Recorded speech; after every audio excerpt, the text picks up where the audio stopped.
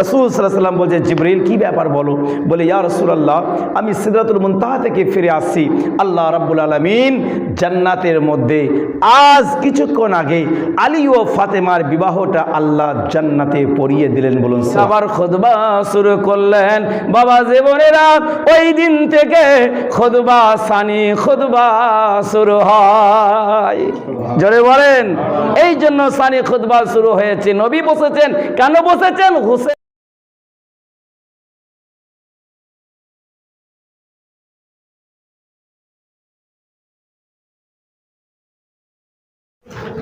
কুরআন শরীফ এমন একটি কিতাব যে সমুদ্র থেকে অতি গভীর সমুদ্র ইলমের দরকার, সেইখান থেকে কোরআন থেকে ইলমে হাসিল করা বড় কঠিন, কত মুশকিল ব্যাপার। কোরআনে তাফসীরে দুররে মনসুর চতুর্থ খণ্ডে 1050 পৃষ্ঠার মধ্যে ইমাম জালালউদ্দিন সুয়ুতী রাহমাতুল্লাহ আলাইহি সূরাতুর রহমানে তাফসীর করতেছেন, আলী আর ফাতেমার বিবাহটা কেন হলো? সম্পর্ক তো চাচা হচ্ছে কি হচ্ছে না? আলী এবং রসুল আপন চাচাতো ভাই।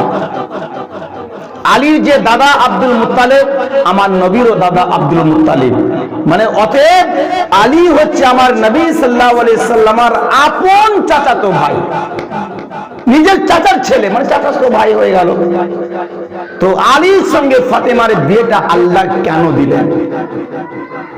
ফাতেমা তো আলীর ভাতিজা হয়ে গেল, ভাইজি হয়ে গেল, কেন বিয়েটা দিলেন? অনেক কারণ আছে, ওদিকে যাচ্ছি না। তো আলী আর যে ফাতেমার বিবাহটা হলো, এটা কি কোরআনে কোথাও আছে? বলে হ্যাঁ, কোরআনে আছে। বলে কোথায় আছে? কোরআনে আল্লাহ পাক 30টা যে পারা নাজিল করেছে না, 30টা পারার মধ্যে 27 নম্বর পারা, 10 নম্বর রুকু, সূরার নাম সূরাতুর রহমান। আল্লাহ পাক ইরশাদ করতেছেন, মারাজাল বাহরাইনি ইয়ালতাকিয়ান, দুই প্রবাহিত নদী। এখানে দুই প্রবাহিত নদীর কথা বলা হয়েছে। রাসূল সাল্লাল্লাহু আলাইহি ওয়াসাল্লামকে জিজ্ঞাসা করতে হয় যে আব্বাস রাদিয়াল্লাহু তাআলা, হুজুর সে দুই প্রবাহিত নদীর নাম কি? নবী আমার বলছেন, ক্বালা আলী ওয়া ফাতেমা, একটা নদীর নাম হযরতে আলী, অপর নদীর নাম সাইয়্যিদা ফাতেমা। বলুন সুবহানাল্লাহ। বারযাখুল লা ইয়াবগিয়ান, মধ্যখানে রুকওয়াত পর্দা, আলী আলীর জায়গা ছিল, ফাতেমা ফাতেমার জায়গা ছিল। দুই নদী আপন স্রোতে, দুই সাগর আপন গতিতে চলতেছে, মধ্যখানে রসুলকে না তুললে তো দুই নদী একসঙ্গে মিলাপ সম্পর্ক হবে না। সেই সমুদ্রতে কি পাওয়া যায়? ইয়াখরুজু মিনহুমাল লুলু ওয়াল মারজান, সেই সমুদ্র থেকে একটা মতি পাওয়া গিয়েছে আর একটা মারজান পাওয়া গিয়েছে। ইমাম জালালউদ্দিন সুয়ুতী রাহমাতুল্লাহ আলাইহি তাফসীরে দুররে মনসুরের মধ্যে তিনি 1051 পৃষ্ঠার মধ্যে তিনি বলতেছেন যে ক্বালা হাসান ওয়াল হুসাইন, সেই মতিটার নাম হচ্ছে ইমামে হাসান আর মারজানটার নাম হচ্ছে ইমামে হোসেন। বলুন সুবহানাল্লাহ। আল্লাহর নবী সরওয়ারে কায়নাত সাল্লাল্লাহু তাআলা আলাইহি ওয়া আলিহি ওয়াসাল্লাম মদিনার মসজিদে নববীতে জোহরে নামাজ আদায় করলেন। সাহাবীদেরকে বিশ্ব নবী আমার জানালেন, ও সাহাবীরা, তোমরা কেউ চলে যাবে না, তোমাদের সঙ্গে আমার কিছু জরুরি কথা আছে। সমস্ত সাহাবীরা, জান্নাতের কাফেলারা, তারা দাঁড়িয়ে পড়েছেন। নবী আমাদেরকে দাঁড়াতে বলেছেন। নবী যোহরের নামাজের পরে তিনি সাহাবাদেরকে বললেন, তোমরা বসে যাও। সব সাহাবীরা বসে পড়লেন। বলে, হুজুর কিছু বলবেন? আল্লাহ পাকের তরফ থেকে কিছু ওহী এসেছে আমাদের জন্য? নবী পাক বললেন, না, আমি রাসূল তোমাদেরকে একটা গুরুত্বপূর্ণ আলোচনা করতে চাই। আমার মেয়ে সাইয়্যিদা ফাতেমা, তার মা তো তাকে 5 বছর বয়সে রেখে তিনি তো দুনিয়া থেকে পর্দা নিয়েছেন। আম্মা জান খাদিজা রাদিয়াল্লাহু তাআলা আনহা, সেই মা হারা মেয়েটি আজকে 14 বছর 6 মাস বয়স হয়ে গিয়েছে। আমি রাসূল চাই মদিনার বুকে একটা সুপাত্র দেখে, ভালো একটা ছেলে দেখে আমি আমার ফাতেমার বিবাহ দিতে চাই। তোমাদের যদি কারো নজরে থাকে বা তোমরা যদি কেউ বিয়ে করতে চাও, তাহলে আমাকে তোমরা জানাতে পারো।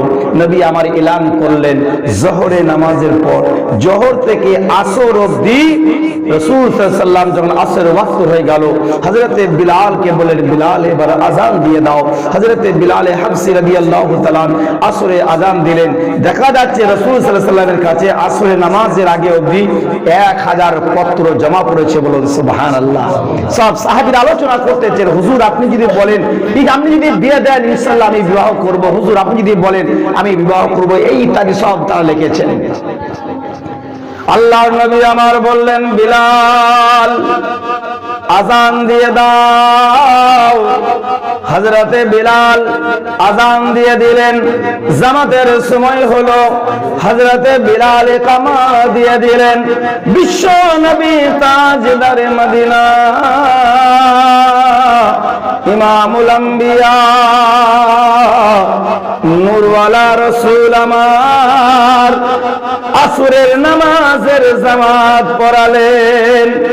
সাহাবীরা আবার বসলেন।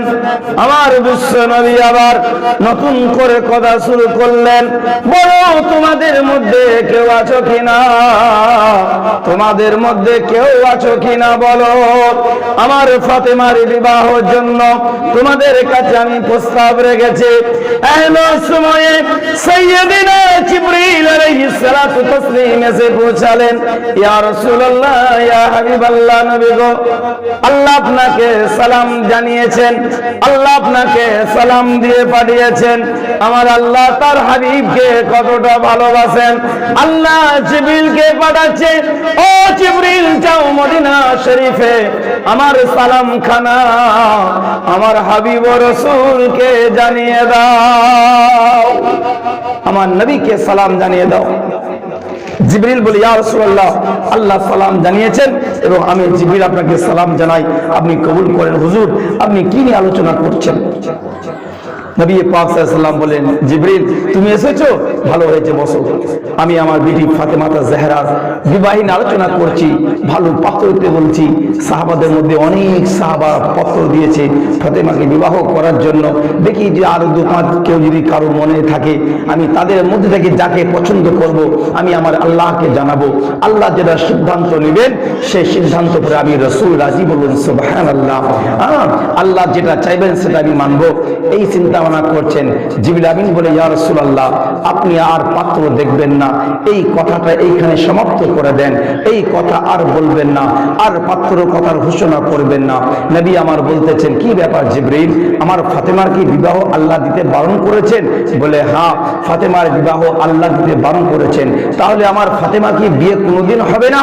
বলে, ইয়া রাসূলুল্লাহ আমি তা তো বলি নাই, এই মজলিসে আমি বারণ করে দেন, আর ফাতেমার জন্য কোনো পাত্র ডাকার দরকার লাগে না। বলে, কেন? বলে, আমি জান্নাতে ফেরদৌস থেকে আসতেছি। ইমাম তারিখে বাগদাদের মধ্যে লিখতেছেন, বিভিন্ন সিয়াসত কিতাবের মধ্যে এবং তাফসীরের মধ্যে, এবং ইমাম তারিখে বাগদাদের মধ্যে ইমাম জারকানি লিখতেছেন তারিখে বাগদাদের মধ্যে। আল্লাহু আকবার। রাসূল সাল্লাল্লাহু আলাইহি ওয়াসাল্লাম বলেন, জিবরিল কি ব্যাপার বলো? বলে, ইয়া রাসূলুল্লাহ আমি সিদরাতুল মুনতাহা থেকে ফিরে আসছি। আল্লাহ রাব্বুল আলামিন জান্নাতের মধ্যে আজ কিছুক্ষণ আগে আলী ও ফাতেমার বিবাহটা আল্লাহ জান্নাতে পড়িয়ে দিলেন। বলুন সুবহানাল্লাহ। জান্নাতে? বলে, হ্যাঁ। জান্নাত মাটির না নূরের গো? কথা বলেন আপনারা? হায় হায়, এতটা জানেন না, লজ্জা করছেন। মক্কা শরীফে যখন গেলাম, মক্কা শরীফে একটা পাহাড় আছে গাড়ে হীরা, ওই পাহাড়টাকে আরবিতে বলা হয় জাবালে নূর। বলুন সুবহানাল্লাহ। যারা হজে গিয়েছেন তারা জানেন না। আমি যখন মক্কা শরীফে গেলাম, তো মক্কা শরীফে ওই পাহাড়টাকে গেলাম জিয়ারত করে। কেন? ওই জায়গাতে প্রথম কোরআনের আয়াত অবতীর্ণ হয়েছে, ইকরা বিসমি রাব্বিকাল্লাযী। এই আয়াতটা পড়েন না? আপনারা শুনেছেন, আমি ইমাম সাহেব পড়েন নামাজের মধ্যে। ওই আয়াত, ওই সূরাটা ওই গাড়ে হীরা, যাকে জাবালে নূর বলা হতেছে, জাবাল মানে পাহাড়, মানে নূরের পাহাড় বলা হয়েছে। আমি পাহাড়ে দেখলাম কাঁটাতে, পাথরে, মাটিতে ভরা, নূর তো খুঁজে পেলাম না। কিন্তু ওই পাহাড়ের নাম কিন্তু বড় বড় অক্ষর লেখা আছে, জাবালে নূর, নূরের পাহাড়। বলুন সুবহানাল্লাহ। আল্লাহ পাক, আমরা বলি না যে আমরা সকল মাটির তৈরি, না, আল্লাহ পাক ইনসানকে কয় রকম বস্তু তৈরি করেছেন। পিতা আদমকে আল্লাহ মাটি থেকে তৈরি করেছেন, 1 নম্বর। মা হাওয়াকে আল্লাহ পাক হাড্ডি থেকে তৈরি করেছেন, মাটি থেকে নয়, কিন্তু আদমের বাঁ দিকে পাঁজরা হাত থেকে তুলে হাড্ডি থেকে মা হাওয়াকে তৈরি করেছেন। হযরত ঈসা আলাইহিস সালামকে বিনা বাপে তৈরি করেছেন, ফু থেকে, দম থেকে, ফু থেকে তৈরি করেছেন কাকে? ঈসা আলাইহিস সালামকে। আর আল্লাহ আমাদেরকে ইনসানকে, যে আমরা যত পৃথিবীর মানুষ এখন বর্তমানে রয়েছি, আল্লাহ আমাদেরকে লুৎফা থেকে তৈরি করেছেন। কোরআন বলতেছে লুৎফা থেকে তৈরি করে। আল্লাহ আমাদের মাটি তৈরি করে নাই, আমাদের পিতা আদমকে মাটি থেকে আল্লাহ তৈরি করেছেন, মা হাওয়াকে হাত থেকে তৈরি করেছেন, ঈসাকে আল্লাহ ফু থেকে তৈরি করেছেন, আর আমাদেরকে আল্লাহ লুৎফা থেকে তৈরি করেছেন। মুআজ্জাজ, জান্নাত হলো নূরের। আল্লাহ জান্নাতের মধ্যে বিছানা লাগিয়েছেন, সামিয়ানা টাঙানো করিয়েছেন, বিবাহের মজলিসকে সাজিয়েছেন, লাইট লাগানো হয়েছে, জান্নাতকে ফুল দিয়ে বিভিন্ন রকম জান্নাতকে সাজানো হয়ে জান্নাতে বিবাহ হচ্ছে। আজকে বিভিন্ন বিবাহ অনুষ্ঠানে আজকে কেমন করে লাইটিং দিয়ে সাজানো হয়, কেমন করে অনুষ্ঠান ভবনকে সাজানো হয়। জান্নাতে তো জান্নাতের বেমিসাল, জান্নাতের সঙ্গে পৃথিবীর কোন জিনিসের তুলনা করা যাবে না। সাইয়্যিদুনা জিবরিল আলাইহিস সালাতু তাসলিম বলে, ইয়া রাসূলুল্লাহ, ইয়া হাবিবাল্লাহ, জান্নাত থেকে আসতেছে আমার আল্লাহ জান্নাতে আলী ও ফাতেমার বিবাহটা পড়িয়ে দিলেন। নবী আমার মুচকি মুচকি হাসেন, বলে, ইয়া রাসূলুল্লাহ, আপনি হাসতেছেন কেন? বলে, জিবরিল, জান্নাত আল্লাহ পাকের বড় নিয়ামত, ওই জান্নাতে বুঝি আল্লাহ আলী ও ফাতেমার বিবাহখানা আল্লাহ পড়িয়েছেন। বলে, হ্যাঁ। বলে, জিবরাইল বলো, ওই জান্নাতে কতজন বরযাত্রী ছিল? সাইয়্যিদনা জিবরিল আলাইহিস সালাম বলেন, ইয়া রাসূলুল্লাহ, ইয়া হাবিবাল্লাহ, আল্লাহ পাকের অগণিত ফেরেশতা, তাদের মধ্যে থেকে আল্লাহ 40,000 ফেরেশতাকে আল্লাহ দাওয়াত করেছিলেন, আমন্ত্রিত জানিয়েছিলেন আলী ও ফাতেমার বিবাহের মজলিসে। আল্লাহ জান্নাতে 40,000 ফেরেশতাকে দাওয়াত দিয়েছিলেন। আমার বিশ্ব নবী বলেন, ও আমার জিবরিল, জানো দুনিয়ার নিয়ম হলো একজন উকিলের দরকার হয়, 2 জন সাক্ষী দরকার লাগে। আপনাদের কটা লাগে গো? কটা লাগে? কথা বলেন আপনারা। 2টো লাগে, 2টো সাক্ষী লাগে, আর একজন উকিল লাগে না? উকিল যাবে মেয়েটার কাছে হিসাব দেবে, আবার ওই হিসাবটা নিয়ে আবার ছেলের কাছে আসবে। মেয়েটা যাবে যে অমুক গ্রামের অমুকের ছেলে এত টাকা দেন ধার্যে, হ্যাঁ, তোমাকে সে বিবাহ করতে রাজি আছে, তুমি কি রাজি আছো? তো মেয়ে বলবে, আলহামদুলিল্লাহ রাজি আছি। তো আল্লাহ রসুল জিজ্ঞাসা করছেন, জিবরিল, ওই দিন আলী ও ফাতেমার জান্নাতে যে বিবাহ পড়ানো হলো, উকিল কে হয়েছিল, সাক্ষী কে হয়েছিল? সাইয়্যিদনা জিবরিল আমিন আলাইহিস সালাম বলছেন, ইয়া রাসূলুল্লাহ, আল্লাহ পাকের হুকুমে আমি জিবরাইল উকিল হয়েছিলাম। আল্লাহ মিকাইল ও ইসরাফিলকে আলী ও ফাতেমার বিবাহের আল্লাহ সাক্ষী রেখেছেন। বলুন সুবহানাল্লাহ। নবী আমার বলছেন, তা তো ঠিক আছে। বলে, আচ্ছা, বিবাহের খুতবা কে পড়ালো? আমার আপনার ঘরে মেয়ে ছেলে বিয়ে হলে যা পাড়ার হুজুরকে, আমাদের মসজিদে হুজুর আছে, হুজুরকে ডাকা হোক, হ্যাঁ, ইমাম সাহেব আসবেন, খুতবা পড়াবেন, আলহামদুলিল্লাহিল্লাযী, হ্যাঁ, এই শুরু করলেন, খুতবা শুরু করলেন। তো আমার রাসূল জিজ্ঞাসা করছেন, জিবরাইল, আলী ও ফাতেমার বিবাহের খুতবা কে পড়িয়েছে? সাইয়্যিদনা জিবরিল আলাইহিস সালাতু তাসলিম বলতেছেন, ইয়া রাসূলুল্লাহ, আল্লাহ পাকের হুকুমে আমি জিবরাইল আলী ও ফাতেমার বিবাহের খুতবাখানা পড়িয়েছি। বলুন সুবহানাল্লাহ। এবার ইজাব কবুল করানো। ইমাম সাহেব বসে আছেন, ইমাম সাহেব তখন বড় হাতটা নেবেন, হাতে ধরে বলবেন যে অমুক গ্রামের কন্যা, অমুকের মেয়ে এত টাকা দেন ধার্যে আপনাকে স্বামী রূপে কবুল করেছে, আপনি কবুল করলেন। তখন ছেলেটা বলবে যে আলহামদুলিল্লাহ কবুল করলাম। এটা বলবে তো না? আমার বিশ্ব রাসূল বলেন, জিবরিল সাক্ষী, মিকাইল ইসরাফিল হয়েছে, উকিল তুমি হয়েছো, খুতবা তুমি পড়িয়েছো, এবার হিসাব কবুলখানা কে করিয়েছে? সাইয়েদেনা জিবরিল বলে, ইয়া রাসূলুল্লাহ, ওই দায়িত্বটা আল্লাহ কোন ফেরেশতাকে দেয় নাই, ওই দায়িত্বটা আমার আল্লাহ নিজেই রেখেছেন। আল্লাহ কুদরতি জবানে আলী ও ফাতেমার বিবাহের হিসাবখানা কবুল করিয়েছেন। হে রাসূল, আপনি এবার মদিনার সরজমিনে এই মদিনার মানুষের দৃষ্টিতে আলী ও ফাতেমার বিবাহটা পড়িয়ে দেন। বিবাহ পড়ানো হলো। এবার আছেন কোরআন ইয়াখরুজু, এবার মারাজাল বাহরান ইয়ালতাকিয়ান, দুই নদী মিলে গেল, স্বামী স্ত্রীর সম্পর্ক হয়ে গেল। ফাতেমাতা জাহরা তিনি তার স্বামীর বাড়িতে চলে গেলেন। আল্লাহ পাক মা ফাতেমার গর্ভে 6 মাসের একটা বাচ্চাকে দুনিয়াতে পাঠালেন, যার নাম হচ্ছে ইমামে হাসান। বলুন সুবহানাল্লাহ। মায়ের গর্ভে কদিন ছিলেন? 6 মাস। এই জন্য আল্লাহ পাকের কোরআন ও হাদিসের বিধান অনুযায়ী কোন মায়ের গর্ভে যদি 6 মাসের বাচ্চা জন্ম নেয়, সেই বাচ্চাটাকে হালালি বাচ্চা বলে জানতে হবে। যদি 6 মাস থেকে একদিন যদি বাচ্চাটা বয়স কমে যায়, সেই সন্তানটাকে কোরআন ও হাদিস দ্বারাতে হালালি প্রমাণ করতে পারবেন না, সেটা হারামি সন্তান বলে গণ্য হয়ে যাবে।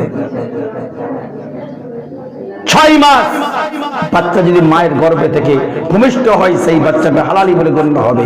ফয়সালা হয়ে গেল। ইমাম হাসান, অনেক বড় হাদিস, ছোট বলছি, ইমাম হাসান জন্মগ্রহণ করলেন। আল্লাহ নবী যাচ্ছেন, খবর পেয়েছেন তার মেয়ের নাতি হয়েছে। রাসূল যাচ্ছেন, কাছে তো বাড়ি।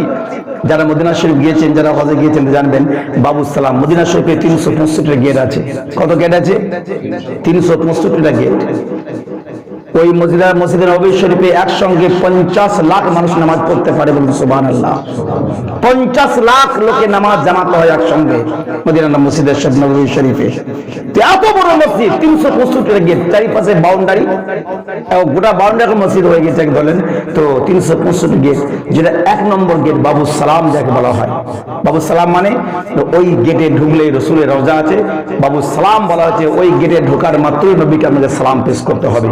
আসসালাতু ওয়াসসালামু আলাইকা ইয়া রাসূলুল্লাহ, আসসালাতু ওয়াসসালামু আলাইকা ইয়া হাবিবাল্লাহ। এই সালাম কিন্তু লেখা আছে। আপনি গেলেন, বাঁ হাতে হচ্ছে মেম্বার। কোন মেম্বার? যে মেম্বার রাসূল দাঁড়িয়ে খুতবা দিতেন, যাকে বলা হয় আর রিয়াজুল জান্নাহ। বলুন সুবহানাল্লাহ। আগে মানুষরা, হাজী সাহেবরা যেতেন, আনলিমিটেড নামাজ পড়তেন। কোথায়? আর রিয়াজুল জান্নাতে। মানে যখন ইচ্ছা নামাজ পড়তেন, ঘোরাঘুরি হতো, চাপ লাগতো। কিন্তু এখন বর্তমানে লকডাউনের পর থেকে কি হয়েছে? অনলাইন বুকিং করতে হয়। একটা নকুস একটা অ্যাপস বেরিয়েছে, মক্কা শরীফে আছে ওই অ্যাপসটা। আমি মোবাইলে ডাউনলোড করেছিলাম তখন গিয়েছিলাম যখন। তো নকুস অ্যাপস ডাউনলোড করতে হয়। ওই অ্যাপের মাধ্যমে ভিসা নাম্বার, পাসপোর্ট নাম্বার দিয়ে আপনাকে অ্যাপ্লাই করতে হবে। অ্যাপ্লাই করলেন, আপনাকে টাইম দিয়ে দিল। যেমন পাসপোর্ট যখন আমরা করতে যাই, পাসপোর্ট যখন অনলাইনে ফর্ম ফিল আপ করে দিই, আপনার ডেট দিয়ে দিল কি মার্চের 17 তারিখে বেলা 2টার সময় আপনি চলে আসুন রুবিয়া হসপিটালের কাছে। রুবিয়া হসপিটাল কলকাতায় চলে গেলেন, বা বর্ধমানে বা কলকাতা বা দুর্গাপুরে টাইম দিল 2টার সময়। ওই 2টার সময় যেতে হবে আপনাকে। আপনি দেখালেন, কার্ড দেখালেন, 2টার সময় ঢুকে যান আর কি। তো ওইটা রকুসের অ্যাপসটা আপনার টাইম দিয়ে দিল কি যে 6টার সময়, 4টার সময়, 2টার সময়, 8টার সময় নামাজ পড়তে পারবেন। 2 রিকাত নামাজ, বেশি নামাজ পড়তে দেবেন। এখন পুলিশ আছে, তুলে দেবেন আপনাকে। রিয়াজুল জান্নাহ। আল্লাহু আকবার। তো বাবু সালাম থেকে নিয়ে ফাতেমার বাড়ি একদম সামনে। ওইটা বাড়িটা বাড়ি নাই, এখন ওইটাকে মসজিদ বানিয়ে দিয়েছে। মসজিদের নাম দিয়েছে মসজিদে আলী। বলুন সুবহানাল্লাহ। কি নাম বললাম? মসজিদে আলী। ওকে নামাজ হয় না, কিন্তু নামাজ ওই মদিনা মসজিদে নামাজ হয়। ওটা ইয়াদগারের জন্য, স্মরণের জন্য ওইটাকে মসজিদ, বাড়ি থেকে মসজিদ বানানো হয়েছে। আর মসজিদে আলীর বাঁ দিকে একটা বাড়ি রয়েছে, ছিল যে বাড়ি, এখন বর্তমানে মসজিদ। মসজিদের নাম দিয়েছে মসজিদে আবু বকর। ওটা আবু বকর সিদ্দিকের বাড়ি। বলুন সুবহানাল্লাহ। আর তার পাশে একটা মসজিদ আছে, মসজিদে গামামা শরীফ। বলুন সুবহানাল্লাহ। গামামা মানে কি? বাদল। নবী তখন ওখানে মসজিদ ছিল না, আবাদি ছিল না, খুরমা গাছের তলায় রাসূল ওখানে বসেছিলেন। মক্কাতে 40 দিনের পানি হয় নাই, অনাবৃষ্টির কারণে খুরমা গাছের কড়িগুলো, ফুলগুলো খসে খসে পড়ে যাচ্ছিল। সাহাবায়ে কেরাম মদিনা বাসে এসে বলে, ইয়া মুহাম্মদ সাল্লাল্লাহু আলাইহি সাল্লাম, আপনি আল্লাহ পাকের প্রিয় হাবিব, একবার দোয়া করলে আল্লাহ পাক আপনার দোয়াকে নষ্ট করবে না। নবী ওই গাছের তলায় বসে বসে দোয়া করেছেন। করেছিলেন বিনা মেঘে বিনা ইতে সঙ্গে রসুলের ঠোঁট হিলতে যতক্ষণ দেরি আকাশে পানি বর্ষণ হতে অত সময় লাগেনি বলুন সুবহানাল্লাহ। আকাশ থেকে পানি বর্ষণ হয়েছে, এই জন্য ওই মসজিদটার নাম দিয়েছে গামামা, অর্থাৎ বাদলের মসজিদ বলুন সুবহানাল্লাহ। ইয়াদগারে স্মরণের জন্য পানি দেওয়া হচ্ছে আর কি। মক্কা শরীফ একটা মসজিদ, যে মসজিদের সাজা, এরকম অনেক মসজিদ আছে আর কি। তো যাই হোক ওদিকে যাচ্ছি না, তো একদম সামনাসামনিতে ফাতেমা আর আলীর বাড়ি, একদম মসজিদের রসুলের বাড়ি থেকে একদম ফাতেমা তো জেহরার বাড়ি। নবী মুস্তাফা যাচ্ছেন পা পা হেঁটে হেঁটে, আলী আসছেন রসুলকে শুভ সংবাদ দিবেন আপনি নানা হয়ে গিয়েছেন, আর নবী যাচ্ছেন ফাতেমার বাড়ি তার বেটাকে দেখার জন্য। আহা, পথের মধ্যে আল্লাহর রসুলের সঙ্গে হযরতে মাওলা আলী শেরে খোদার সঙ্গে সাক্ষাৎ। নবী আমার বলছেন, আলী তোমাকে মোবারক, তুমি বাবা হয়ে গিয়েছো। আমার রসুলে পাকে হযরতে আলী বলেন, ইয়া রাসূলুল্লাহ আপনাকেও মোবারক, আপনি প্রিয় নানাজান হয়ে গিয়েছেন। হযরতে আলী কি আমার বিশ্ব রসুল জিজ্ঞাসা করে, আলী নাম খানা কি রেখেছো? বলে, ইয়া রাসূলুল্লাহ নাম রেখেছি হার। কি নাম? বলে হার। না চলবে না, নাম চলবে না। হুজুর আপনি যারকে দেন নাম রাখো হাসান, নাম রাখো হাসান। ঠিক হলো, হাসান রেখে দিল। ইমাম হোসেনের জন্ম নেবেন। আহা সুবহানাল্লাহ। হোসেন তো হিজরি 61 শহীদ হয়েছেন। শহীদের আগেকার ঘটনা, শহীদ হননি, হোসেন জগতে আসেনি। আহা সুবহানাল্লাহ। আল্লাহ রসুলের চাচি উম্মে ফাজিল, আচ্ছা আল্লাহু আকবার, আব্বাসের স্ত্রী ফজলের মা, রসুলের পাকের প্রিয় চাচি যান, একদিন স্বপ্ন দেখেছেন। আহা সুবহানাল্লাহ। স্বপ্ন কি দেখতেছেন? যে আমার রসুল সাল্লাল্লাহু আলাইহি সাল্লামের কোল মুবারক থেকে, শরীর থেকে একটু গোশত মুবারক উম্মে ফাজিলের কোলে গিয়ে পৌঁছেছে। উম্মে ফাজিল কোলে সেই গোশতটাকে নিয়ে নাড়াচাড়া করতেছেন। ঘুম ভেঙে গিয়েছে, দুঃখের স্বপ্ন, খতরনাক ভয়ানক স্বপ্ন। রসুলের শরীরের গোশতের টুকরা আমার কোলে, ঘুম আর আসে না। সকাল বেলাতে ফজরের নামাজের পর রসুলের দরবারে গিয়ে হাজির হয়ে গিয়েছে।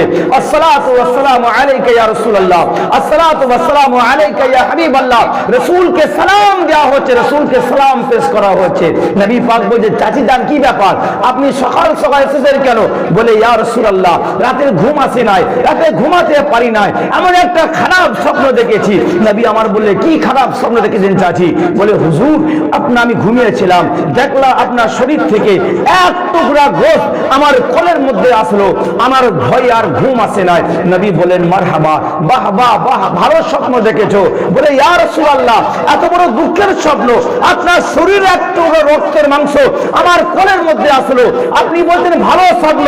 বলে, চাচি যান আপনি চিন্তা করেন না, আমার ফাতেমার বাড়িতে দ্বিতীয় বেটা জন্মগ্রহণ করবে। জোরে বলুন সুবহানাল্লাহ। দ্বিতীয় বেটা জন্মগ্রহণ করবে, আর সেই জন্ম নেওয়ার পরে আপনি সেখানে থাকবেন, আর সর্বপ্রথম কোলে তুলে নিয়ে আপনি আমার কাছে আসবেন। বলুন সুবহানাল্লাহ।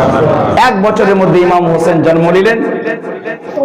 যেমন রাসূল বলেছিলেন হাদিস শরীফে, উম্মে ফাজিল কোলে করে নিয়ে গিয়েছেন, নবী সাল্লাল্লাহু আলাইহি সাল্লাম বাচ্চাকে নিয়েছেন, কাপড়ে জড়ানো আছে। নবী আমাকে করলেন, কানে আজান দিলেন, বা কানে তাকবীর দিলেন, বাচ্চা মুখে খুললেন, নবী তার জিবা মুবারককে ভরলেন। ভরার পরে সেই বাচ্চা হোসেন নবী মুস্তাফা সাল্লাল্লাহু আলাইহি ওয়াসাল্লামের জিভ মুবারককে চুষতেছে। বলুন সুবহানাল্লাহ। দুনিয়ার কায়নাতের বাচ্চারা মায়ের দুধ চুষে, আর ইমাম হোসেন রাসূলের পাকের লবণ দেহান চুষছে। বলুন সুবহানাল্লাহ। হযরতে আলী আসে, নবীকে জানাবে যে আবার হুজুর নানা হয়ে গিয়েছেন।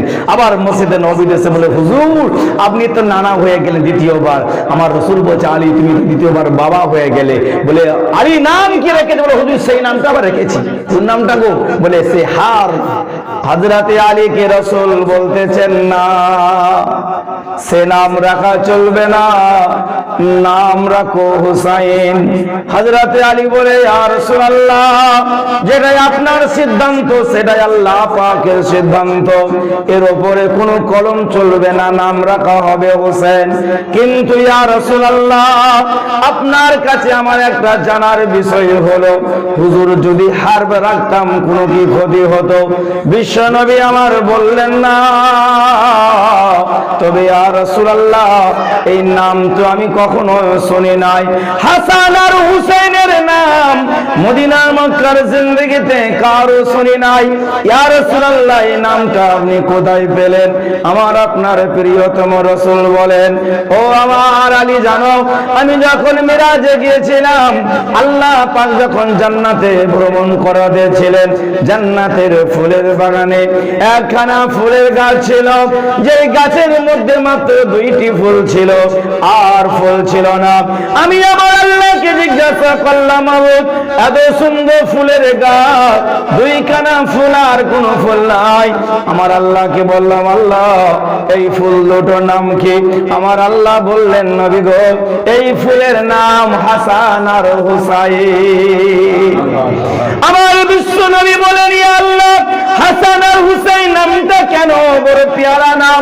বলে, হে রাসূল, আমি যেদিন দুনিয়াকে বানিয়েছিলাম, আপনার ঘরে 2টি বেটা জন্ম নেবে, যার নাম 2টো নাতি হবে। আমি আল্লাহ ওই নাম বড় সুরক্ষিত করে জান্নাতে আমি সুরক্ষিত করে রেখেছে। এই নাম আগে কোনো ব্যক্তি রাখে নাই। এই আমার হাবিব আপনার 2 নাতির জন্য আমি এই নাম সুরক্ষিত রেখেছি। আলীকে বলছে, আলী শোনো, আমার আল্লাহ জান্নাতের মধ্যে এই নাম 2টো সুরক্ষিত রেখেছিল। আমার আল্লাহ জানিয়েছে আমার এই 2 নাতির নাম হাসান আর হুসেন হবে। বলুন সুবহানাল্লাহ। এই তাদের সৃষ্টি, এই তাদের জন্ম। আজকে ইমাম সাহেব, আমাদের ইমাম সাহেব মৌলভী সাহেব খুতবা পড়েন, ইনিও জুমা মসজিদ, আপনাদের মসজিদ জুমা হয় কি হয় না গো? জুমা হয় তো নাকি? হ্যাঁ, জুমা তো হবে, গ্রাম তাহলে মসজিদে জুমা হবে না, জুমা পড়বেন কোথায়? তো জুমা হয়। ইমাম সাহেব খুতবা দেন জুম্মার সময়। হ্যাঁ, খুতবা শোনাটা ওয়াজিব।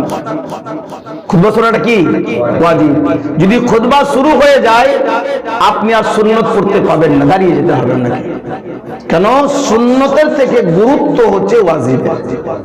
সুন্নত নামাজের কাজা নাই। আপনি আয়েশা নামাজ পড়তে পারলেন না, আপনাকে সুন্নত, সুন্নতে মুআক্কাদা বলেন, সুন্নতে গায়ের মুআক্কাদা বলেন, কাজা তোলা হবে না, তুলতে হবে না। কিন্তু আপনি যে বেতের নামাজ কাজা হয়ে গিয়েছে, বেতের নামাজটা কাজা পড়তে হবে। কেন? ওয়াজিব নামাজ, বেতের কাজা তুলতে হবে। আর 4 রিকাত আয়েশার নামাজ, আজকে আয়েশাটা কাজা হয় যদি, তাহলে 7 রিকাত নামাজ পড়তে হবে। খুতবা শোনাটা সুন্নত নয়, খুতবা শোনাটা ওয়াজিব। ইমাম সাহেব খুতবা পড়ছেন, আমাদের ইমাম সাহেব মাশাআল্লাহ যুবক ছেলে একটা, উনি শরীর সুস্থ ভালো রয়েছে, উনি খুতবা পড়ছেন। খুতবা পড়তে পড়তে ইমাম সাহেব বসেন কি বসেন না? বসেন তো নাকি? হ্যাঁ, কেন বসেন? নবী বসেছিলেন তাই। এটা বলবেন আমাদের শেষ কথা, এটাই তো দলিল, তো আমাদের এটাই আমাদের মুহাব্বত। রাসূল বসেছিলেন মনে হয়, না জানলে এটা তো জানবেন, বাবা কি রাসূল মনে হয় বসেছিলেন মনে হয়, এই যে ইমাম সাহেবরা বসে, নবীর সুন্নত এটা। হ্যাঁ ঠিক। কেন নবী বসেছিলেন? নবী যে বসেছিলেন কারণটা কি? নবী যে মক্কা ছাড়লেন, মদিনা এলেন, কারণটা কি ছিল? নবী যদি মক্কায় থাকতেন তো কাফেররা মেরে দিত কি? আল্লাহ যদি না চাইতো? আল্লাহ হিফাজত করেছেন রাসূলকে না, আল্লাহ চেয়েছেন, কোন হিকমত ছিল, আল্লাহ মক্কা থেকে মদিনাতে রাসূলকে পাঠিয়েছেন।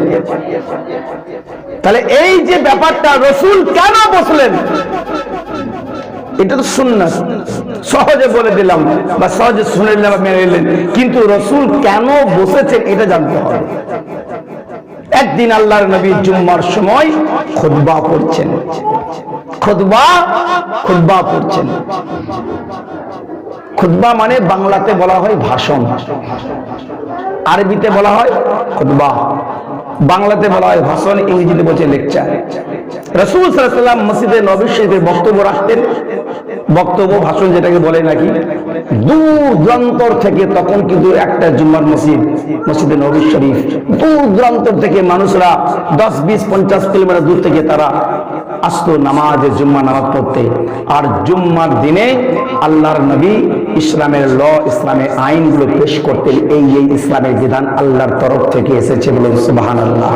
সুদ খাওয়া হারাম এসেছে, জুম্মাদের রাসূল বারণ করেছেন। জুয়া খেলা হারাম, রাসূল আল্লাহ পাক বারণ করেছেন, নবী পাক জুম্মার দিনে বায়ান করেছেন। এরা দূর দূরান্ত থেকে আসতো। এই জন্য জুম্মার দিন হচ্ছে সাপ্তাহিক ঈদের দিন, বলুন সুবহানাল্লাহ। এই জন্য জুম্মা মসজিদে গেলে ভালো খুশবুদার আতর ব্যবহার করেন, সুরমা ব্যবহার করেন, ভালো কাপড়, বাড়ির মধ্যে সবচেয়ে ভালো কাপড়টা পরার চেষ্টা করবেন ওই দিনে জুম্মাতে পড়ার জন্য। এবং রসুল বলেছে তোমরা জুম্মার দিনে বেশি বেশি করে আমার উপরে দরুদ শরীফ পাঠ করো। বলেন সুবহানাল্লাহ, বেশি বেশি করে আমার উপরে দরুদ শরীফ পাঠ করো। জুম্মার দিন একটা ফজিলতের দিন, অনেক বড় হাদিস আছে বুঝাচ্ছি না। তো রসুল কেন বসলেন? একদিন মসজিদে নববী শরীফে রসুল বক্তব্য রাখছেন। আজকে যদি আপনাদের ইমাম সাহেব বা আমি যে মসজিদে থাকি, জুম্মা মসজিদে আমি সেখানে খুতবা পড়তে পড়তে 3-4 লাইন বাদ দিয়ে দিলাম, আমার মুসলিম বুঝতে পারবে? যদি আপনাদের ইমাম সাহেব বাদ দিয়ে আপনারা বুঝতে পারবেন? বুঝতে পারবেন না। বুঝতে পারলেন না, আমরা আরবির মধ্যে জানি না নাকি? আর আরবে যদি বাদ দিয়ে দেন, 1 লাইন যদি বাদ দিয়ে দেন, ধরে ফেলবে না? ধরে ফেলবে। যেমন আমি ব্যাঙ্গালোর গেছিলাম আমার মাকে ডাক্তার দেখাতে নিয়ে, আমি প্রায় বললাম, মাঝে মাঝে নিজের মনে তো পড়ে যায় না, খুব হাসি লাগে বলে কথাটা শুনে, আমাকে নিজেকে খুব হাসি লাগে। তো ডাক্তারখানায় গিয়েছে আর কি, পানি নিতে এসেছি, পানি শেষ হয়ে গেছে, হোটেল থেকে রাত টাউন তো যাই, রাতে 12:30 হবে আর কি আনুমানিক টাইম। হোটেল থেকে বেরিয়ে এসেছি, দিয়ে একটা ঘুমটি ছিল, পানির পানি বিক্রি হচ্ছে আর কি, পাউচ পানি বিক্রি হয়, বোতল পানি বিক্রি হয়, এটা পানি নিয়েছে আর কি। এবার গিয়ে একটুখানি গিয়ে দিয়েছি, 4-5টা কুকুর বলে লেগেছে আমাদের জন্য আর কি, গাও গাও গাও করছে আর কি। এবার আমি যত ছাই ছাই করছি, কুকুর তত লাফাচ্ছে, এবার আমার কামড়ে দেবে আর কি। ও তো সেই ভাষা বুঝে না, হ্যাঁ, ও তো আমাদের পশ্চিমবাংলা ভাষা, ছাই ছাই করছি, কুকুর তত লাফাচ্ছে, ভাবছে কুকুর ভাজা আমার গাল দিচ্ছে আর কি। হ্যাঁ, কুকুর ভাজা আমাকে মারতে এসে কি, আমি ছাই যাবো, হ্যাঁ, মানে ঘুমতে বেলা ছুটে এলো কি, পরে দোয়া দূর পড়ছে নাকি, আবার কুকুর পালিয়ে গেল, কুকুর পালিয়ে গেল আর কি। আমি বললাম हिंदी मालूम? बोले हाँ। बोला आपने कुछ पढ़ा है, कोई दुआ वगैरह? बोले नहीं, दुआ तो नहीं पढ़े। क्या बोले हैं? बोले हम लोग को जबान है, पौर मैंने पाला पाला। तेरी तेरी कुकुर जान लो तामिल, আমি জানলাম না তামিল। হ্যাঁ, যদি চিন্নায়ের কুকুর যদি তামিল জানে, পশ্চিম বাংলার মানুষ আমি তামিল জানলাম না, আরবের কুকুরও আরবি জানে, আমরা আরবি যদি না বুঝি কি হবে? এমন সেদিন ছিল যেদিন আমার বিশ্ব নবী মদিনার মসজিদে খুতবা দিতেছিলেন। সেখানে কোন সাহাবীরা ছিলেন? আল্লাহর নবী দুনিয়ার বুকে 10 জন সাহাবীকে জান্নাতি বলে ঘোষণা করেছেন। আমার আবু বকর তুমি জান্নাতি, ওরে উম্মার তুমি জান্নাতি, ও উসমান তুমি জান্নাতি, আলী তুমি জান্নাতি, তালহা তুমি জান্নাতি, জাবের তুমি জান্নাতি, আবু উবাইদা আব্দুর রহমান বিন আওফ তোমরা জান্নাতি। নবী আমার 10 জন সাহাবীকে জান্নাতি বলে ঘোষণা করলেন। ওই রকম সাহিত্যিক ব্যক্তিরা, ওই রকম কবি দার্শনিক ব্যক্তিরা নবী মুস্তাফার জামানায় উপস্থিত ছিলেন। আমার আপনার রাসূল আমার খুতবা দিচ্ছেন, খুতবা পড়া বন্ধ হয়ে গেল, সাহাবীরা এক অপরে তাকায়, ইশারা করছে, কি হলো বন্ধ হলো, কি হলো বন্ধ, ইশারা করছে, কথা বলার ক্ষমতা নাই, রাসূল ব্যাধি হয়ে যাবে। খুতবা তো শেষ হলো না, আধুরা খুতবা। তার আরবি বুঝে আমরা তো কি আধুরা। আল্লাহর নবী আমার মিম্বার শরীফ থেকে নামলেন। নবী যখন নেমে দাঁড়িয়েছেন, নবী পাক সাল্লাল্লাহু আলাইহি ওয়াসাল্লাম আর সাহাবীরা সবাই দাঁড়িয়ে পড়েছে। নবী এবার হাঁটতে শুরু করেছেন পূব দিকে, সাহাবীদের মুখ আছে পশ্চিম দিকে, ইমাম খুতবা দেয় মুখটাকে পূব দিকে, আর শ্রোতারা মুসল্লিরা শুনে তাদের মুখটাকে কিবলা দিকে। আল্লাহর নবী যখন চলতে আরম্ভ করেছেন, রাসূলের ডান দিকে সাহাবীরা উত্তর দিকে মুখ করেছে, আর রাসূলের বাঁ দিকে থাকা সাহাবীরা তারা দক্ষিণ দিকে মুখ করেছে, মধ্যেখানে রাস্তা। আল্লাহর নবী মসজিদ থেকে বেরিয়ে চলে যাচ্ছেন, সাহাবীরা জুম্মার দিন খুতবা বন্ধ করে নবী কেন চলে যাচ্ছেন? খুতবাটা যেমন তেমন ব্যাপার নয়, আমার বিশ্ব রাসূল বলেছেন ওয়াজিব, তাই তো ওয়াজিব। জোরে বলেন সুবহানাল্লাহ। নবী বলেছেন ওয়াজিব, তাই তো ওয়াজিব। একটা কথা মধ্যে এখানে বলে দিই, নবীর কর্ম উম্মতের ধর্ম। বলুন সুবহানাল্লাহ। নবীর কর্মটা, নবী যা করেছেন সেটা উম্মতের ধর্ম হয়ে গিয়েছে। বলুন সুবহানাল্লাহ। হ্যাঁ, আল্লাহর নবী দু জাহানের বাদশা মসজিদে নববী থেকে বেরোলেন, সাহাবীরা আশ্চর্য হয়ে তাকিয়ে দেখতেছেন। নবী আমার হাঁটু গেড়ে বসলেন, ফাতেমার বেটা ইমামে হোসেনে পাক এসেছেন, 3-4 বছরের বালকটি। আল্লাহর নবী আমার সেই নাতির গালে চুম্মা দেয়, আল্লাহর নবী তার নাতির কপালে চুম্মা দেয়। এ মুসলমান, আমি বলতে চাইছি এটা যার মোহাব্বতের কারণে নবীর মসজিদের মেম্বারের খুতবা দাঁড়িয়ে যায়। খুতবা যেমন তেমন নয়, খুতবাটা ছিল ওয়াজিব। হোসেনের মোহাব্বতে নবী পাক আমার ওয়াজিবকে বন্ধ করে দিয়েছে, মেম্বার ত্যাগ করেছে, হোসেনের জন্য অপেক্ষা করতেছে, গালে কপালে চুম্মা দেয়। অবশেষে বিশ্ব নবী আমার হোসেনকে কোলে তুললেন, মেম্বারে গিয়ে বসলেন। নানা নাতির মোহাব্বতের খেলা সাহাবীরা কাতারে কাতারে দেখে। নানা জানের দাড়িগুলো ধরে হোসেন একবার করে টান দেয়, বিশ্ব নবী আমার মাথাকে নইয়ে দেয়। আবার হোসেন সার তুলে নানা জানের গলাটা টিপে ধরে, নানা ও হোসেনের গলাখানা টিপে ধরে। নানা আর নাতি এই মুহূর্তে মধুর সম্পর্ক এত সুন্দর মদিনাতে দেখে। এহেন সময়ে নবী আমার অনেকক্ষণ পরে নবী আমার কি করলেন, হোসেনকে কাঁধে বসালেন, পা দুটো সামনে দিয়ে ঝুলতেছে। নবী আবার খুতবা শুরু করলেন। বাবা জীবনেরা, ওই দিন থেকে খুতবা সানি খুতবা শুরু হয়। জোরে বলেন, এই জন্য সানি খুতবা শুরু হয়েছে। নবী বসেছেন, কেন বসেছেন? হোসেনের মোহাব্বতে বসেছেন। বলুন সুবহানাল্লাহ। আর একদিন এক হাদিস, শেষ হাদিসের মধ্যে দাঁড়িয়ে আছে, সব কিতাব সব মোবাইলে লোড করা আছে। কিন্তু কিতাব বানাতে সম্ভব নয়, কিতাব বানানো সম্ভব নয়। যেমন কালকে আমি ছিলাম কুচবিহারে, একটা প্রশ্ন চলে এলো। কি প্রশ্ন? প্রশ্নটা হলো যে আল্লাহ রাব্বুল আলামিন দুনিয়াকে চাইলে আল্লাহ একদিনে সৃষ্টি করতে পারতেন কি পারতেন না? পারতেন না?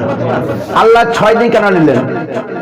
কুরআন বলছে যে আল্লাহ এই तमाम জমিন আসমান লৌহ কালাম কি আল্লাহ 6 দিনে বানিয়েছেন। প্রশ্ন এসেছে, দেখেন যে হুজুর আপনার কাছে যারা প্রশ্ন, যে কুরআনের মধ্যে বলছে আল্লাহ এই আসমান জমিন চাঁদ সূর্য 18,000 মখলুকাতকে আল্লাহ 6 দিনে বানিয়েছেন। তাহলে আল্লাহ যখন সিদ্ধান্ত নিয়েছেন, সূরা ইয়াসিন বলছে ইন্নামা আমরুহু ইজা আরাদা সাইয়ান আইয়াকুলহু কুন ফায়াকুন। আল্লাহ কুন বললে যদি হয়ে যায়, আর ফায়াকুন বললে যদি ধ্বংস হয়ে যায়, তো আল্লাহ কুন বললে সব তৈরি হয়ে যেত। আল্লাহ 6 দিন কেন নিলেন? কেন 6 দিন নিলেন? এবার কি জবাব দিবেন বলেন তো দেখি, কি জবাব দিবেন? সাহাবারা তো নবী জামানের সাথে এইরকম প্রশ্ন করে না, বিদঘুটি প্রশ্ন তো করে নাই।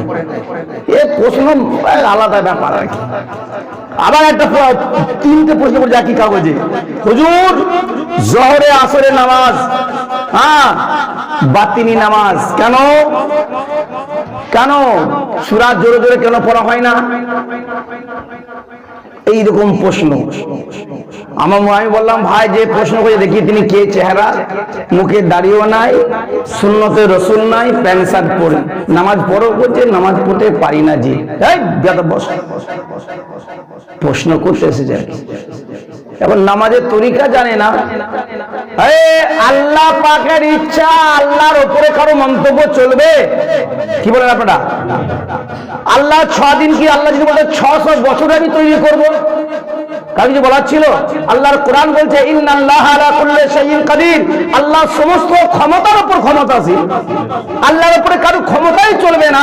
আল্লাহ পাক যখন ফেরেশতাদেরকে বললেন, এ ফেরেশতারা শোনো, আমি দুনিয়ার বুকে ইন্নী জাইলুন ফিল আরদি খলিফা, আমি জগতের বুকে আমি আদম একজন খলিফা বানাতে চাই। ফেরেশতা আল্লাহ খবরদার বানিয়েন না, দুনিয়াতে যাবে ফতনা ফেসাদ করবে, মারামারি কাটাকাটি ঝগড়া অশান্তি করবে, আল্লাহ বানিও না। আল্লাহ বলছে ফেরেশতা শোন, আমি আল্লাহ তোদের মত চাই নাই, আমি আমার ডিসিশন তোদেরকে জানিয়ে দিলাম। বলে সুবহানাল্লাহ। আমি বানাবো কি বানাবো না তোদের মত অভিমত চাইনি, আমি আল্লাহ বানাবো তাই তোদেরকে শুনিয়ে দিলাম, বানাচ্ছি। তোদেরও আমার তোদের কোনো মত আমার উপরে চলবে না। তাহলে বললাম আল্লাহ পাক যদি ইনসানকে বানাতে গিয়ে যদি ফেরেশতাদের এই কথা বলে, তাহলে আল্লাহকে যদি আমরা বলি আল্লাহ 6 দিনে কেন বানালে, আল্লাহ 1 দিনে কেন বানালে না, আল্লাহ এটাই বলবে, বলতে বোধ হয় যে বান্দা আমি 6 দিন বানাই না 600 বছরে বানাই, সেটা আমার ব্যাপার, সেটা তোদের চিন্তার বাইরে। আল্লাহ কিছু ভালো মন্দ ভেবেছেন বলে তো 6 দিনে বানিয়েছেন নাকি? আল্লাহ পাক রূহকে 1 দিনে বানিয়ে দিয়েছেন। সমস্ত রূহ, আমার বাপের রূহ, আমার বেটার রূহ, আমার পোতার রূহ, আমার 14 পীরের রূহ আল্লাহ পাক আলমে আরতে রেখেছেন। আল্লাহ সিস্টেম বাই পাঠাচ্ছে। এবার আল্লাহ যদি সবাইকে 1 দিনে পাঠিয়ে দিত, আদম থেকে নিয়ে কিয়ামতের সকাল অবধি সমস্ত রূহকে আল্লাহ যদি একবারে যদি দুনিয়াতে ছেড়ে জায়গা হবে, হ্যাঁ এতেই তো মানে দেশে খাবার জুটছে না আর কি। হ্যাঁ সব যদি পানিতে কি অবস্থা হবে? আল্লাহ পাক বলছে শুনো, আমি এবার বলে শুনে ভাই, এবার হাদিসের দলিল আমি দিচ্ছি না, হাদিসের কথা অনেক যাবে, আর কিছু কথা শুনলেন, কি কথা, কিছু কথা যুক্তি সঙ্গে দিতে হয়, কিছু কথা দলিল লাগে, কিছু যুক্তিতে চলে। আমি বলে আচ্ছা শুনেন, হ্যাঁ বলে একটা ব্যক্তি রাস্তা দিয়ে হাঁটছে, হ্যাঁ দিয়ে রাস্তা দিয়ে হাঁটছে, দেখছে বিশাল এক বট বৃক্ষ গাছ। বট গাছ অনেক বড় হয়, কি হয় বলেন? ফলটা বিশাল বড় হয়নি, ফলটা কত বড় হয়? ছোট ছোট। ও তাই তো, আমাদের ফল একই ব্যাপার, আমাদের ছোট ছোট হয়, এই ছোট ছোট ফল হয়ে যায়, বিশাল বড়। গাছের কাছে যে শুয়ে বলছে আল্লাহ এ তোমার কি ব্যাপার বলো তো? বলে কেন? বলে আল্লাহ সামান্য লতা পতা লাউ গাছে 5 কিলো 10 কিলো লাউ দিয়েছো, আল্লাহ তাল গাছে এতনা বড় বড় তাল দিয়েছো, আল্লাহ বট গাছে এত বড় বট গাছ, আল্লাহ সেই বট গাছে ছোট ছোট ফল দিয়েছো, খোদার পর খোদাই চলতে পারো। হ্যাঁ কেন দিয়েছ আল্লাহ? এই যে কেন 6 দিন আল্লাহ বানালো, 1 দিন কি? শোনো বেচুরা গলা কি দিয়ে তাল গাছে কাজ করো আল্লাহ, তাই তো তাল গাছ কি তুমি সরু গাছ, লম্বাচের মাথা ছোট করা, তার এত ফল দিয়েছ কি? সেই লোকটা আবার সফর করে ফিরে আসছে, ক্লান্ত লেগেছে, গ্রীষ্মের দিন ওই বট গাছের তলায় বসেছে, হ্যাঁ ঘুম চলে এসেছে, পাখিতে খাচ্ছে বট গাছের ফল, একটা বট গাছের ফল তার কপালে পড়েছে। আল্লাহ জানাচ্ছে, আল্লাহ বলছে বান্দারে তাল হলে কি হতো? তাল হলে কি হতো? আল্লাহ বলছে শোন, আমি যা বানিয়েছি আমি হিকমতের সঙ্গে বানিয়েছি, যার কাজে যেমন আমি আল্লাহ তেমন করে তাল গাছের নিচে কেউ ছায়া খুঁজতে যায় না, এই জন্য তাল গাছের ফলকে বানিয়েছি বড়। এই বট গাছের পাতা মোটা, বট গাছের ছায়াতে মানুষ আরাম করবে। কত আমার বান্দারা ওই গ্রীষ্মের দিনে গাছের তলায় আরাম করবে, ওই ফলগুলো যদি তালের মতন দিতাম মানুষরা আরাম করলে পড়লে মারা যেত। এই জন্য আমার আল্লাহ ওই বট গাছের ফলকে ছোট করেছে। বান্দা 6 দিনে কেন বানিয়েছে? আল্লাহ 6 দিনে বানাবেন না বানাবেন সেটা তার ব্যাপার। জোরে বলেন সুবহানাল্লাহ। এইরকম মানুষ আছে। শুনেন আখিরি হাদিসটা বলে দিই ইনশাআল্লাহ, নাকি ভাই শেষ করতে পারি? শেষ করি। তো যাই হোক, তো আমার রাস্তাখানে দেরি হলো, ট্রেনের ব্যাপার তো বহু দূরের রাস্তায় এলাম জার্নি করে, আবার আপনাদের জিটি রোডে এত জ্যাম, মানে কঠিন ব্যাপার আর কি। যাই হোক আল্লাহ পাকের ওয়াস্তে আমার ভুল ত্রুটি হলে ক্ষমা করবেন, আপনাদের কষ্ট দিলাম, আপনাদের মহব্বত ভালো লেগেছে। আল্লাহ পাক হায়াত যদি বাকি রাখি ইনশাআল্লাহ কখন আলোচনা করা হবে সংক্ষিপ্ত আকারে সংক্ষিপ্ত ভাষাতে। হাদিস কোরআনে বিন্দু মাত্র কিন্তু আমার ডাউট নেই, যা বলেছি একদম প্রমাণ দলিল সঙ্গে আমার নাম্বার নিয়ে নেবেন। যদি কোনো অসুবিধা হয় ফোন করবেন, আমি আপনাকে হাদিস ও কোরআনের একদম স্ক্রিনশট করে আমি আপনার মোবাইল হোয়াটসঅ্যাপে পাঠিয়ে দেবো। আপনার ইমাম দিদি বা মৌলানা মুফতি থাকে তাদের দেখাবেন যে বীরভূম থেকে মৌলানা মুস্তাক আহমদ কাদি এসেছিলেন, উনি এই রেফারেন্স দিয়ে গিয়েছেন আর কি। ইনশাআল্লাহ কোনো যেহেতু এই মেম্বার রসুল, কাল রসুল সাল্লাল্লাহু আলাইহি ওয়াসাল্লাম বলেছেন যে ব্যক্তি হাদিস নয় আর মন গড়া আমার নামে চালিয়ে দেয়, কাল কিয়ামতের মাঠে আল্লাহ তার জিভ গিয়ে জাহান্নামের কাঁচি দিয়ে কাটা হবে। আল্লাহ পাক খায়ের করুন। যে হাদিসটা পড়েছে, যদি হাদিস ভুল লিখেছে, যিনি লিখেছেন তিনি ভুল করেছেন। এই গো, আমি ভুল করিনি, আমি পড়েছি, এটা যেটা পড়েছি সেটা আপনাদের সামনে আমি উপস্থাপনা করলাম, সেটাকে আমি অঞ্জলি দিলাম। আল্লাহ পাকের দরবারে লাখ লাখ শুকরিয়া। যদি ভাষার মধ্যে, বলার মধ্যে যদি ভাষার মধ্যে তারতম্য হতেই পারে, এই জন্য যদি ভুল ত্রুটি হয়ে থাকে, যে ছোট ভাই হিসাবে, সমবয়স্ক হিসাবে ভাই হিসাবে, এবং নিজেদের যারা বয়স্ক তাদের কাছে আমি সন্তান হিসাবে তাদের কাছে ক্ষমা চাইছি, আল্লাহর রাস্তায় ক্ষমা করবেন। আর এবং সকলে যার দরবারে ক্ষমা সবসময় হয়, তিনি কে গো? আল্লাহ।